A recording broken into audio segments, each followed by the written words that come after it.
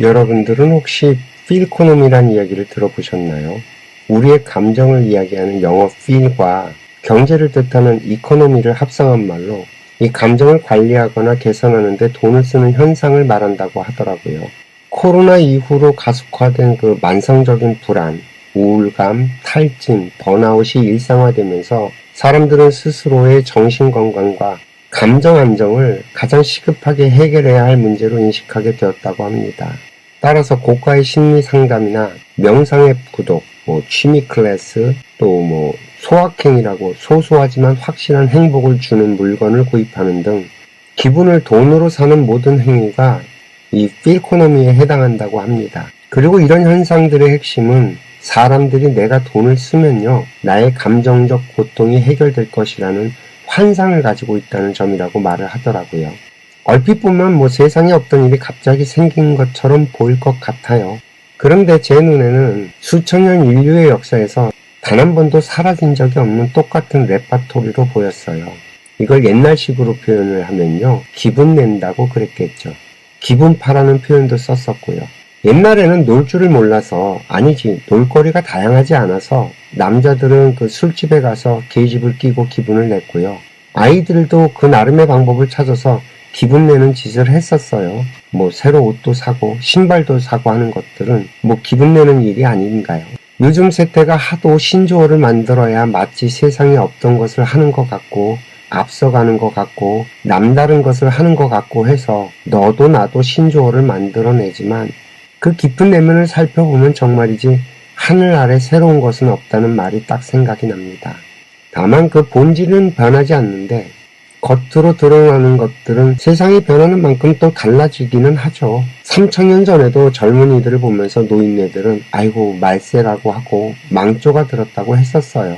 그 시절에도 허영애찌들은 귀족과 부잣집 사모님들은 있었고 말이죠. 오래 살고 싶은 욕망, 늙고 싶지 않은 마음은 3000년 전이나 지금이나 다를 게 없다는 거죠. 그 시절에도 유행이라는 것이 있었고 최고급의 서비스라는 것이 분명히 있었을 겁니다. 이집트의 파라오를 따라갈 끝판왕이 있을까요? 아니면 그 베르사유 궁전을 지었던 루이 14세를 이길 사람이 있을까요?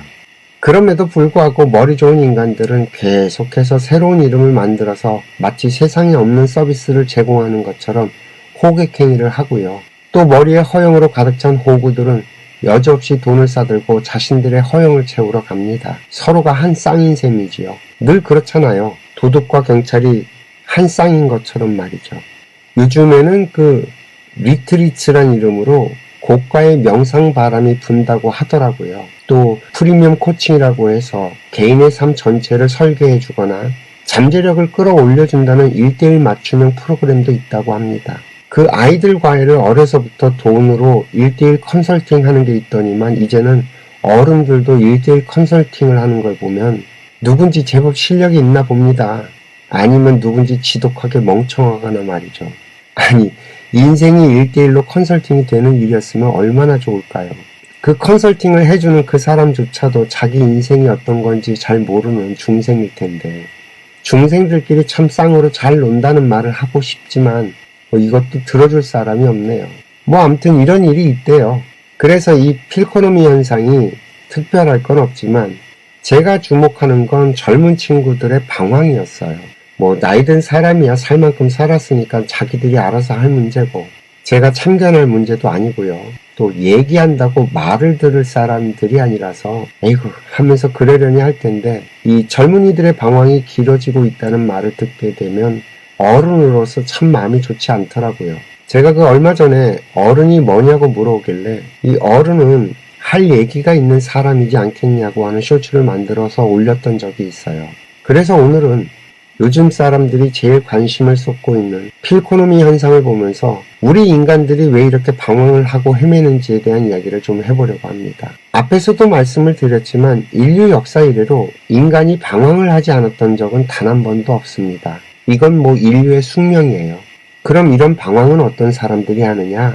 노예들은 절대 방황하지 않습니다. 살기 바쁜 사람은 방황하지 않아요. 이 방황이란 것은 먹고 살만하고 자기 할 일이 없는 사람들이 하는 현상이에요. 저희 인생학교에서 늘 이야기를 하죠. 모든 인간의 영혼은 행복해지고자 합니다. 그리고 이 행복해지고자 하는 속성은 자기 자신이 좋은 사람이 되고 싶게 만들죠. 이건 인류 공통입니다. 그런데 할 일이 있어서 정신없는 사람들은 그걸 쫓을 여유가 없어요.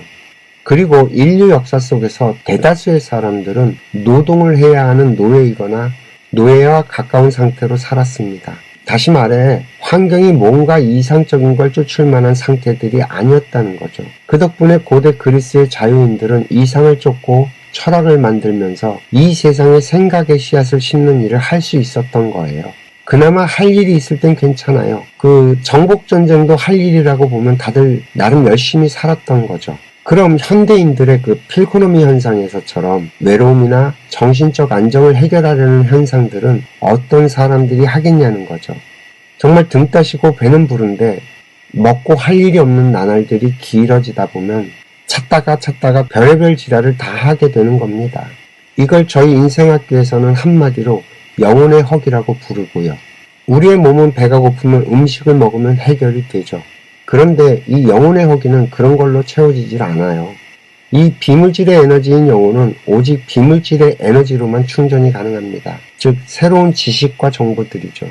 그리고 또 사람이 품어내는 영혼의 에너지로 충전이 가능합니다. 사람들끼리 이 영혼의 에너지를 서로 교류하게 되면요, 허기를 느끼지 않아요. 방법은 오직 이것뿐이죠.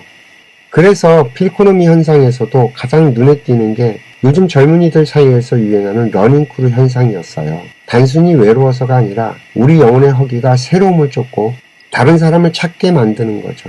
그들은 러닝크루를 하면서 일시적인 소속감과 안정적인 인연을 소비한다고 표현을 합니다.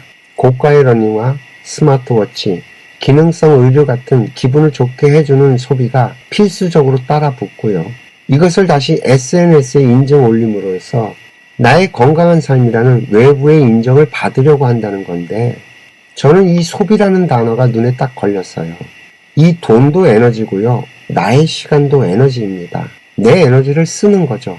그리고 얻은 것은 겨우 운동을 해서 얻은 몸의 건강이고, 이걸로는 영혼의 허기가 채워질 수가 없다는 거죠.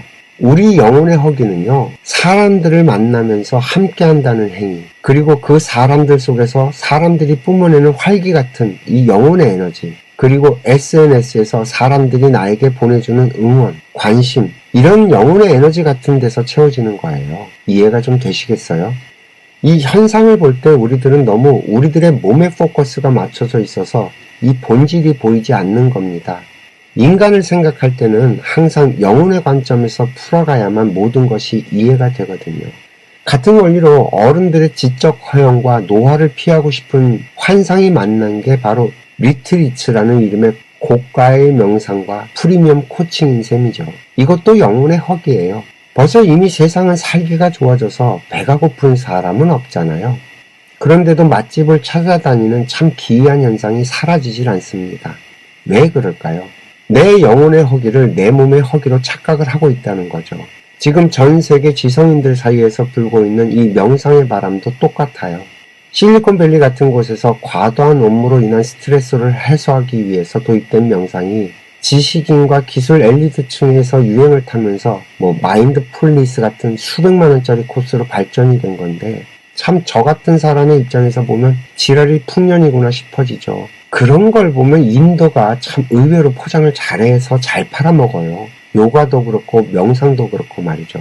저렇게 정말 별것도 아닌 걸 가지고 정말 그럴싸하게 포장을 해서 돈 많고 시간 많고 할 일 없는 사람들을 타겟으로 해서 그들의 허영을 채워주는 걸 보면 잘한다고 박수라도 쳐주고 싶지 말입니다.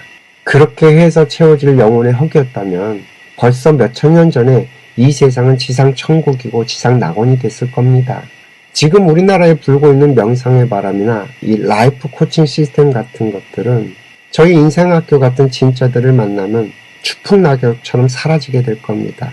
정말 이 세상엔 아직까지 진짜가 나오질 않았어요. 그리고 이런 진짜 내공에 꽉 찬 것들은요, 돈을 쫓지도 않아요. 왜냐하면 애초부터 이 자연에 있던 것들이라서 그것의 가격을 매길 수가 없습니다. 여러분들이 숨을 쉬면서 마시는 그 공기의 가격을 매길 수 있을까요? 아니면 우리가 매일 마시는 물의 가격을 매길 수 있을까요? 너무나 소중해서 없어서 안 될 것들에는 가격을 매기지 못합니다. 사실 저희 인생학교에서 하는 이야기도 마찬가지예요. 제가 하는 이야기들은 인류의 자산입니다.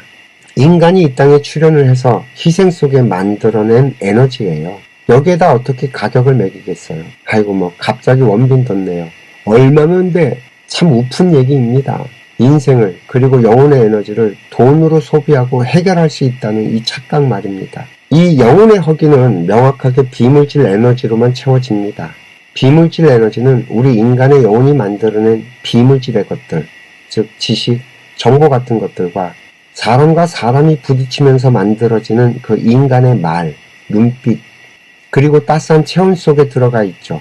젊은이들이 외로움을 느끼고 이 영혼의 허기를 느끼는 이유는 간단합니다. 자신들이 이미 다 안다고 생각을 해서 더 이상 새로운 지식과 정보를 받아들이지 않고 있어서 그런 거예요. 이 스마트폰과 인터넷 그리고 이제는 AI까지 세상의 모든 지식과 정보는 다 거기에 있거든요. 사람들이 전달해줄 필요까지 없어진 셈이죠. 그런데 문제는 이런 정보들이 채워줄 수 없는 게 있어요.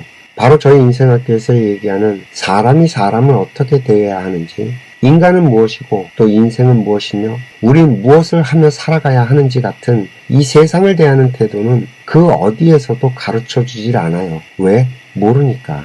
가르쳐줄 수 있는 사람이 없으니까. 그것을 아는 사람들은 가려져 있고요. 돈벌이에 미친 사람들만 화려하게 약을 파니까 아무리 찾아도 찾아지지가 않는 거죠. 사실 저희 인생학교는 그래서 만들어진 겁니다. 우리 인간들의 영혼의 허기를 채울 곳이 없기에 저라도 시작을 해야 한다는 절박함에 만들었죠. 그리고 지금 듣기 훈련 100일 프로젝트에 이어서 말하기 훈련 100일 프로젝트를 진행하고 있습니다. 저는 단언을 합니다. 우리들의 영적 허기는 듣기 훈련 100일 프로젝트를 통해 완벽하게 치유가 됐을 거라고 말이죠. 이제 말하기 훈련 100일 프로젝트를 통해서 이 에너지를 어떻게 세상에 돌려서 우리 사회를 충만하게 만들 것인지 같이 노력을 해갑시다. 어른으로서 저 어린 영혼들의 방황이 안타깝지 않나요? 오늘도 긴 이야기 들어주셔서 감사하고요. 행복하세요.